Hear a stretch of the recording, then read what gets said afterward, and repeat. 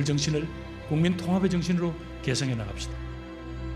위대한 민주주의의 역사 아래 분열과 대립을 넘어 더 큰 대한민국을 향해 나갑시다.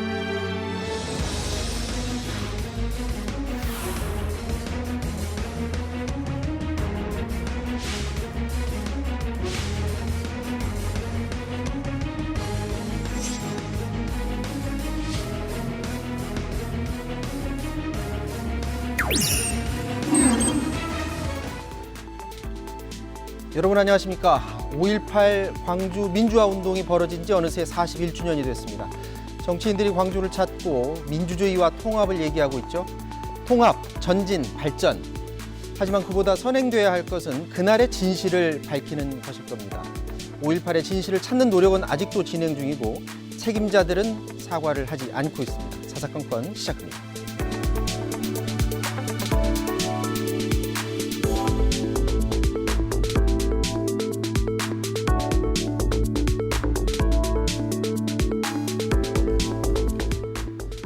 여의도 사사건건 오늘은 박수현 전 청와대 대변인 국민의힘 소속 김영우 전 의원 나오셨습니다. 안녕하십니까? 안녕하십니까? 네, 안녕하세요. 안녕하세요. 자, 5.18 광주 민주화 운동 기념식이 오늘 열렸는데요. 자, 김부겸 국무총리 비롯해서 여야 정치권 광주로 집결했습니다. 먼저 준비된 영상 보고 말씀 나누도록 하겠습니다.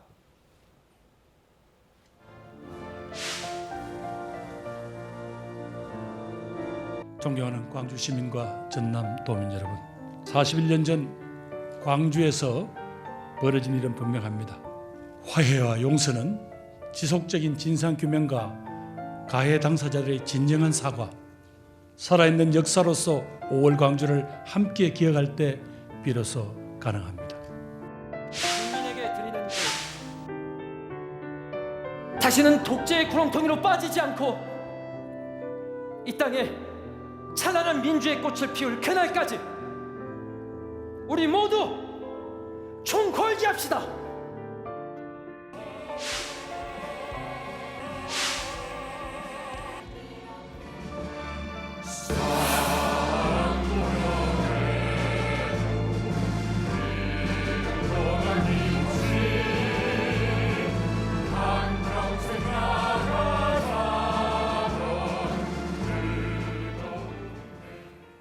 자, 김부겸 총리 지속적인 진상규명 노력 그리고 가해자의 진정성 있는 사과를 언급을 했습니다. 지금 진상규명이 진행되고 있는데 이번에는 반드시 진상규명이 이루어져야 되겠죠? 그렇죠. 5.18 민주화 운동의 그 역사적인 또 정치적인 사회적인 의미에 대해서 그것을 부정한다는 것은 있을 수 없는 일이고요. 네. 이미 그것은 사회적으로 저는 공감을 얻고 있다 생각합니다. 다만 그 진상에 있어서는 이제 여러 가지 증거가 나온다든지 그럴 경우에는 그 투명하고 과학적이고 그런 그 접근 방법을 통해서 진상이 규명되는 것은 여전히 필요하다. 다만 이제 5.18 때마다 있어온 일입니다만은 정치권에서 5.18 민주화 운동을 특정 진영이나 특정 정당 또 특정 지역의 어떤 전유물로 삼아가지고 정쟁의 도구로 삼는 것은 또 옳지 않다 이런 생각을 하고 있습니다. 지금 문재인 대통령이 이번엔 직접 참석을 하지 않고 SNS로 언급을 했습니다.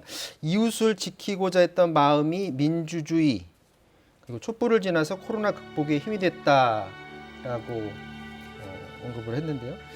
이제 참석을 했으면 좀 더 좀 의미가 있었을 텐데 이게 어떻습니까? 한미 정상회담 앞두고서 좀 참석이 좀 어려웠었던 건가요? 어떻게 보세요? 아무래도 그렇다고 봐야 되겠죠. 그 2017년 취임하시던 그해 처음 참석을 직접 했고 네. 정말 가슴 뭉클한 그런 장면을 각본 없이 연출이 됐던 걸 기억하죠. 2018년에는 참석을 하지 못했습니다. 아마 그건 제가 생각할 때 그때는 제가 청와대에 있지 않을 때인데 아마 지방선거를 며칠 앞두고 있었기 때문에 그런 고려 아니었나 싶고요. 2019년, 2020년 연속해서 참석을 했지만 올해는 바로 한미 정상회담이 현지 시간 21일 열리기 때문에 우리 시간으로 19일 내일 출발을 하시거든요. 그렇기 네. 때문에 그런 여러 가지 의제 조율과 검토 이런 것 때문에 아마 참석을 못 하신 걸로 그렇게 생각이 됩니다. 지금 말 나온 김에 오늘 그 속보가 나왔었는데요. 19일 내일 출발을 해서 21일 현지에서 한미 정상회담을 갖게 되는데 여기에서 이제 뭐 북미 간의 관계 얘기도 나올 수 있겠고요. 그리고 백신 관련해서 미국과 우리가 나라 간의 어떤 협력 이런 얘기도 나올 수 있을 것 같은데 결과물이 좀 나올 수 있을 것으로 좀 예상을 하십니까? 지금 뭐 결과를 섣불리 예측하기는 힘듭니다. 이번 한미 정상을 봤을 때는 저는 세 가지 이슈가 있다고 보여지는데 네. 그 백신 협력 문제 있고요. 그 다음에 이제 그 반도체 산업에 있어서의 그 투자 문제, 한미 상호 간의 협력 문제가 있죠. 그 다음에 이제 그 북핵 문제를 중심으로 하는 그 안보, 외교 문제 이런 것들이 있을 텐데 지금 백신 문제는 정말 중요한 문제죠. 우리나라의 그 방역 이 문제에 있어서 굉장히 중요한 그 획기적인 그런 어떤 뭐라 그럴까요? 큰 흐름을 네. 가르는 중요한 문제이기 때문에 정부에서도 최선을 다하고 있는 것으로 알고 있습니다. 다만 제가 방금 말씀드린 이 세 가지 이슈들이 따로따로 별개의 문제라기보다는 이번에 사실은 굉장히 한미 동맹을 강화시키는 차원에서도 그렇고요. 이게 좀 연결이 돼 있지 않나 싶어요. 그러니까 반도체 문제도 그렇고 네. 더더군다나 지금 가장 중요한 것은 미국과 중국이 그러니까 중국의 1대1로를 중심으로 하는 중국몽하고 또 미국의 중심적인 전략이라고 할 수 있는 인도태평양 전략이 지금 맞부딪히는 굉장히 중요한 상황에서 지금 한미 정상회담이 열리는 겁니다. 첫 정상회담이죠. 대면 회담이기 때문에 지금 이 한미 정상회담을 뭐 청와대에서도 많은 준비를 했겠습니다마는 되도록이면 정말 되도록이 아니라 필수적으로 한미 동맹을 더욱 강고하게 만드는 이런 것이 가장 중요한 저는 그 이번 한미 동맹의 목적이 돼야 된다. 그렇지 않으면 지금 모호한 중립외교, 모호한 뭐 균형자론 이런 것이 통할 만큼 한가한 외교적인 상황이 아닙니다. 한미 동맹에 있어서 신뢰를 쌓는데 굉장히 많은 노력을 기울여야죠. 그래야 백신 문제도 해결되리라 생각합니다. 그러니까 결국에는 한미 동맹을 강화하는 그 쿼드까지도 지금 얘기하시는 것 같은데 그게 해결이 되면 백신 협력도 자동적으로 해결될 가능성이 높다라고 보시는 거예요? 동의하십니까? 아마 지금 상황 같으면 양국의 실무진들이 최종의 공동 선언문을 아마 조율하고 있을 겁니다. 그렇지 않으면은 사실은 예. 그런 얘기가 흘러나오질 않죠. 그렇죠. 이미 모든 것은 합의가 됐다라고 보고 최종 문구 조율 단계에 있을 거라고 보는데요. 대통령께서 직접 말씀하셨습니다. 그 백신과 관련해서는 그 백신 아시아 허브 국가의 목표를 가지고 있다고 말씀하셨는데 이미 그것은 양국 간에 합의가 됐다라고 저는 그렇게 개인적으로 판단을 하고 그래서 김영 의원님 말씀하신 대로 백신 문제에 관해서는 이번 한미 정상회담의 결과로 굉장히 중요한 어떤 결과물들을 얻어내게 될 것이다 이런 생각이 들고요. 반도체는 역시 우리가 뭐 미국에 투자를 해야 될 부분이니까 뭐 그런 부분들은 다 조율이 됐을 거고. 네, 마지막에 동북아 평화 아니겠습니까? 그런데 바이든 대통령이 지난 4월 28일 의회 연설을 통해서 이야기했던 것 그리고 30일 날 젠사키 백악관 대변인이 이야기했던 방향 이것을 보면 두 가지거든요. 하나는 우리가 대통령이 신년 기자회견에서 이야기했던 싱가포르 회담의 토대 위에서 그걸 인정해달라는 것이고요. 그리고 트럼프 대통령의 일괄 타결 방식에서 우리가 늘 주장했던 단계적, 점진적, 실용적, 유연적 이 입장인데 이것을 완전히 다 수용을 했거든요. 그래서 2+2 회담 등을 통해서 우리 입장이 이미 미국의 대북 접근 방법 속에 다 포함이 돼 있다 이런 것이거든요.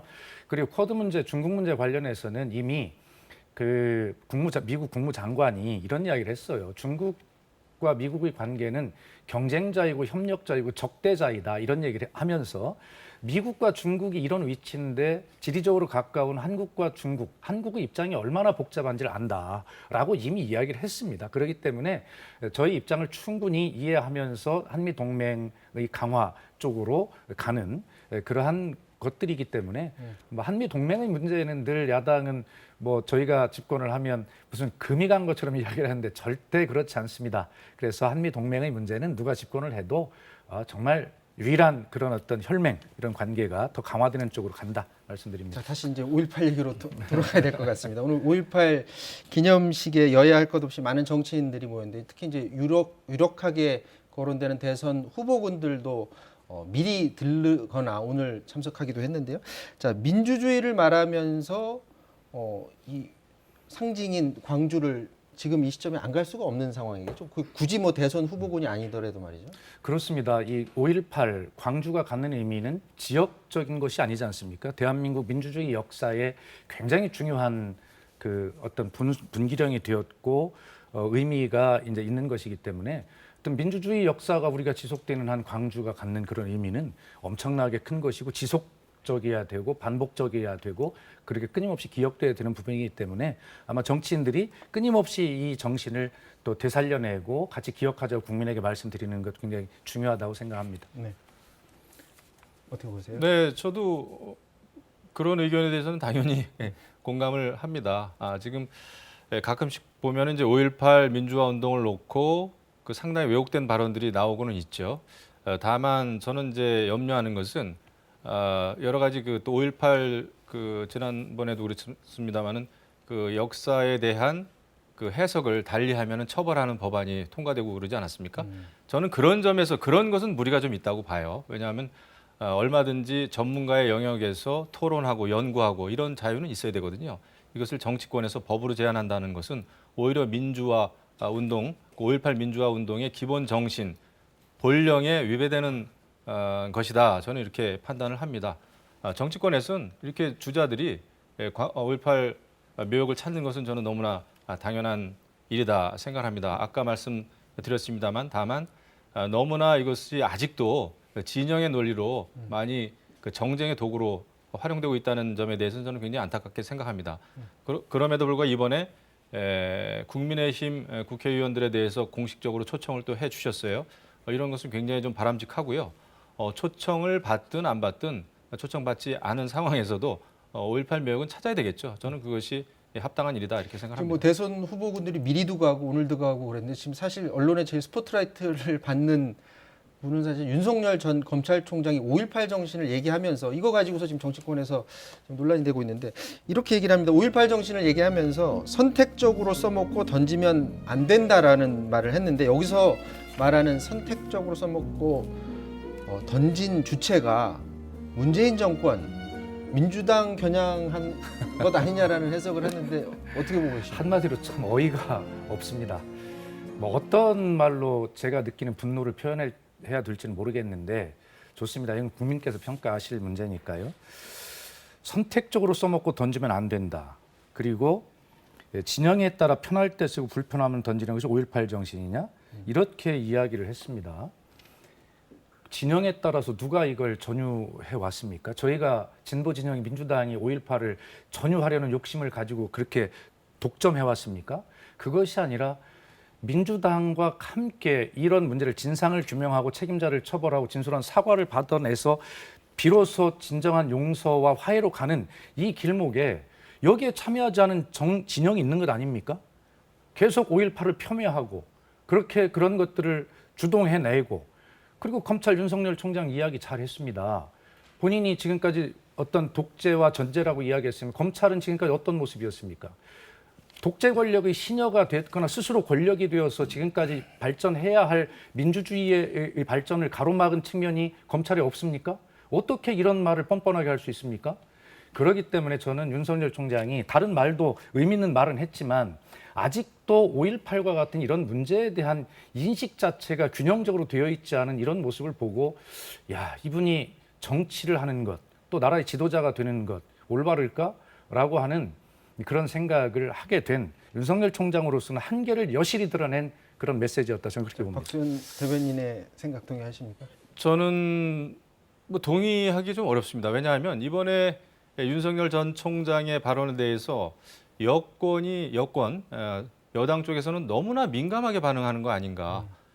그 윤석열 전 총장하고 뭐 제가 이것을 전혀 의논해 본 바도 없습니다만은 그 말 자체가 잘못되어 있는 말은 없지 않습니까? 민주주의를 선택적으로 적용하면 안 된다. 그것은 5.18 민주화 운동의 기본 본령은 민주화 정신이니만큼 어느 정권이든 민주주의를 무너뜨리면 법치를 무너뜨리고 헌법 가치를 훼손하면 안 된다라는 표현인 것 같아요. 그리고 윤석열 전 총장은 퇴임하면서도 그런 얘기를 했죠. 헌법 정신과 법치 시스템을 파괴시키면 안 된다라는 얘기인데 그 연장선상에서 한 이야기라고 저는 보여집니다. 그리고 일반론은 아니지 않을 것 같은데. 일반론인지 아닌지 그것은 오히려 그 재발절인 그 반응 아니겠습니까? 여당에. 저는 그것에 대해서 민감하게 반응하는 것 자체가 오히려 더 이상하고요. 어쨌거나 지금 자유민주주의, 특히 의회 민주주의도 그렇고요. 삼권 분립도 그렇고 더더군다나 대통령을 비판했다고 해서 그것을 청와대가 고소 고발하는 사건까지 있지 않았습니까? 그런 것은 민주주의에 대한 파괴죠. 네. 그런 상황에서 여당에서 그렇게 민감하게 반응할 필요가 있을까요? 그럼 그렇게 말씀하셨는데 지금 민감하게 지금 반응들이 나오고 있습니다. 지금 대선 주자 후보군들이 벌써부터 지금 반응들을 내놓고 있는데요. 자, 이낙연 전 총리 오늘 아침 라디오 인터뷰에서 관련해서 말을 했습니다. 잠깐 듣고 오도록 하겠습니다. 단순한 것은 정치에서 좋은 것입니다. 그러나 너무 단순한 것 같은 생각은 듭니다. 광주를 독재와 저항으로만 볼 것인가, 다른 요소들도 많이 있거든요. 기본은 독재에 대한 저항인 건 틀림없습니다만 검찰이 과거에 노무현 대통령의 가정에 대해서 그런 것처럼 소탕하듯이 하는 것은 그러면 그건 뭐라고 설명할 것인가 의문은 계속 가지고 있습니다. 자, 특히 이제 검찰 자성을 하는 게 먼저다. 이런 목소리들을 뭐 대선 여당에 있는 대선 주자 후보군들도 그렇고 전현직 의원들도 지금 앞다퉈 지금 내놓고 있는 그런 상황인데 검찰 개혁과도 좀 맥이 좀 다 있는 것 같습니다. 저는 좀 견강부회라는 생각이 솔직히 듭니다. 지금 이낙연 전 총리가 전 대표가 뭐 얘기를 했는데 단순한 건 좋지만 너무 단순한 것은 또 좋지 않다라는 상당히 이낙연 전 그 대표의 그 어려운 발언이에요. 네. 발언 자체도 단순하지 않습니다만은 검찰 개혁 물론 필요하죠. 하지만은 5.18 광주 민주화 운동과 결부했을 때 검찰만 잘못이 있었을까요? 그 당시에는 정부도 마찬가지입니다. 군부 독재 시절에 정부도 다 부역을 한 거 아닙니까? 따지고 보면 또 정부만 잘못했습니까? 언론이든 학계든 그 당시에 5.18 민주화 운동이라고 하는 진실, 역사적 사실에 대해서 우리 사회 전체가 눈 감지 않았습니까? 그렇게 봤을 때는 우리 사회에 5.18 민주화 운동으로부터 자유로운 사람이 몇이나 되겠냐 말이죠. 그렇게 봤을 때 꼭 윤석열 전 총장이 지금 5.18 민주화 운동에 대해서 한마디 했다고 그래가지고 이것을 검찰, 당신들은 반성해야 된다라고 제가 볼 때는 죄 없는 사람이 정말 돌을 던지라 이런 말씀이죠. 그래서 5.18 민주화 운동으로부터 그때 다들 뭐 했을까요?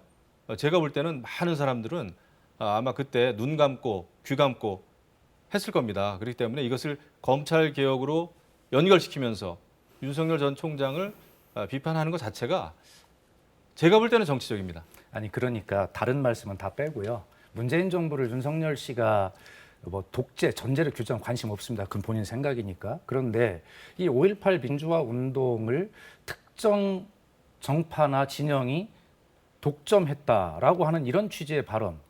아니 그 문제의 해결에 동참하지 않은 그 정파나 진영을 보고 이야기를 해야 될 상황에서 어떻게 그걸 그렇게 이야기할 수 있습니까? 그러니까 분노하는 것이죠. 그렇기 때문에 윤석열 총장의 상황 인식이라고 하는 것이 이거 하나만 놓고 봐도 저렇게 편향적이다. 어떤 것에 평가를 둬야 될지를 전혀 모르는 사람이다라는 생각이 드는 것이에요. 지금까지 왜 5.18 민주화 진상규명위원회가 작년부터 다시 열렸는데 아직도 왜 최종 발표자가 가려지지 않고 있습니까? 왜 아직도 아직 그 시신도 찾지 못하는 그런 사람들, 그런 피해자들이 지금도 있습니까? 이런 것들을 진상 규명을 방해해온 그런 세력들에 대해서 일침을 날려야 하는 것이 공정과 정의 아닙니까? 저는 그런 것 때문에 말씀을 드리는 글쎄요, 겁니다. 제가 뭐 자꾸 윤석열 전 총장 발언에 대해서 뭐 두둔하는 것 같아서 좀 이상하긴 합니다만은 선택적으로 민주주의가 활용되면 안 된다라고 하는 것은 비단 문재인 정부에 대한 말만은 아닐 겁니다. 어떤 정권이든 간에 어느 정부든지 간에 민주주의를 훼손하면 안 된다는 거죠. 그런 일반론에서 충분히 저런 이야기를 할 수 있는 것인데 왜 문정부의 그 여권 인사들이 이렇게 크게 반응하는 것인지 그것은 아무래도 윤석열 전 총장이 지금 이제 정치하겠다고 하는 선언은 하지 않았습니다만은 잠재적인 대권 주자가 갖는 뭐 힘이면 힘이겠죠. 거기에 대한 그 반발 심리가 좀 작용하고 있는 게 아닌가 이런 생각이 좀 들어요. 네, 이렇게 5.18 정신 관련해서 막 논쟁적인 사안도 이렇게 있지만은 또 반대로 어제 그 5.18 관련 행사에서 의미 있는 장면도 좀 연출이 됐거든요. 그 장면 잠깐 보고 와서 말씀 나눠보도록 하겠습니다.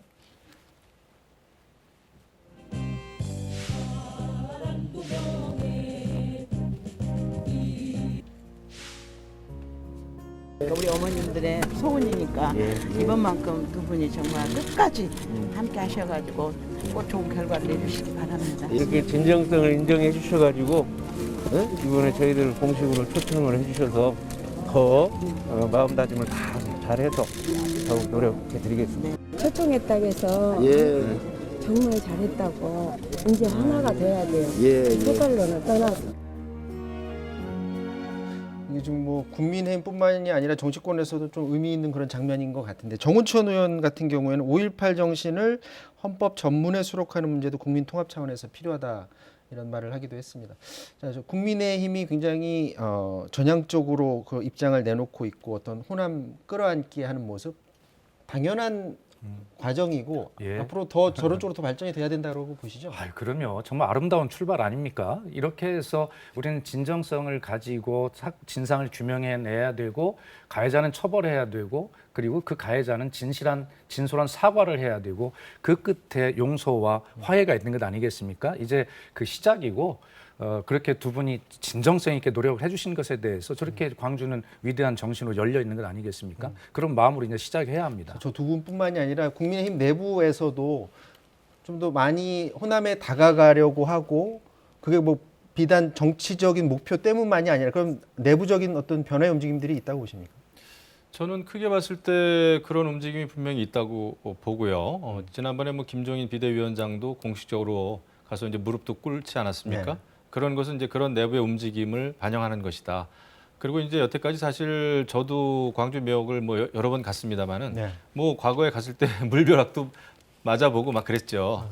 김무성 대표하고 이제 가고 또 박근혜 전 대통령하고도 가보고 했는데 그러나 이제는 마음을 서로 열고 다가가는 것이 우리 박수현 의원님 말씀하신 그대로입니다. 그렇게 가는 것이 5.18 민주화 운동 기본 정신에 부합하는 일이다 생각합니다. 자, 5.18 정신이 이제 민주주의를 바로 세우고 말씀하신 것처럼 어떤 통합의 길로 가는 길로 이렇게 연결됐으면 하는 바람인데 정치권의 모습은 현재의 모습은 어떤가 부분을 보면 인사청문회 과정에서 좀 여야 간 갈등이 있었고요. 그리고 검찰총장 후보자에 대한 인사청문회도 지금 거부가 있었는데 조금 전에 뉴스 들어왔더라고요. 일단 26일에는 개최 합의했다라고 하는데 이제 큰 충돌 없이 이루어질 거로 좀 보십니까? 그래서 이제 법적 요건이 있으니까 이제 합의는 하죠. 그러나 5월 아까 저도 잠깐 자막을 보니까 5월 21일인가 본회의를 열기로 했다는 거잖아요. 그래서 이제 그 민생 법안을 좀 처리를 먼저 하고 그래서 야당이 이제 김부겸 국무총리나 김호수 검찰총장 임명 동의안 또 인사청문 처리 이 문제를 가지고 연계를 해가지고 다른 것들을 이제 하면 사실은 그 부적격 후보자 3명 중 1명을 낙마시키는데 야당이 득점을 한 거 아닙니까?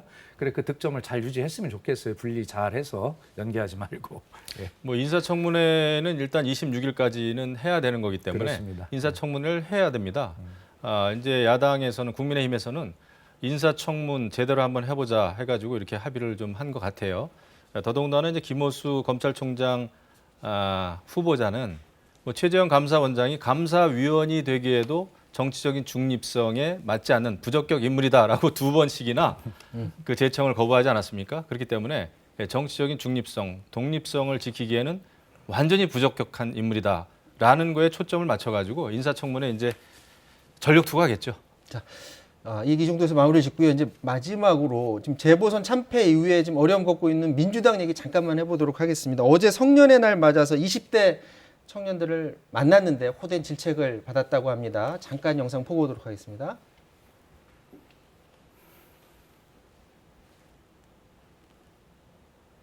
예전엔 친구들끼리 너 자유한국당 지지하냐? 라고 놀리곤 했었습니다. 그런데 요즘엔 그런 이야기를 잘 안 하는 것 같습니다. 오히려 요즘엔 너 더불어민주당 지지하냐? 가 조롱과 비하의 이야기가 돼버린 것 같습니다. 민주당이 하면 다를 줄 알았습니다. 그런데 아니었습니다. 비리가 생기면 네 편 내 편 할 것 없이 공정하게 처리해 줄 것 같았습니다. 하지만 현실은 그러지 않았고 거기에서 하나둘 민주당을 떠나갔던 것 같습니다. 자, 지난 총선 때 이제 국민의힘 입장이 민주당으로 바뀐 것 같아요. 더 민초가 그러니까 초선 의원들이 이미 한 차례 쓴소리 받았고 또 쓴소리를 듣게 됐는데 저게 어떤 그 형식적인 게 아니라 실제로 변화로 이어져야 될 텐데 어떻게 보고 계십니까? 네.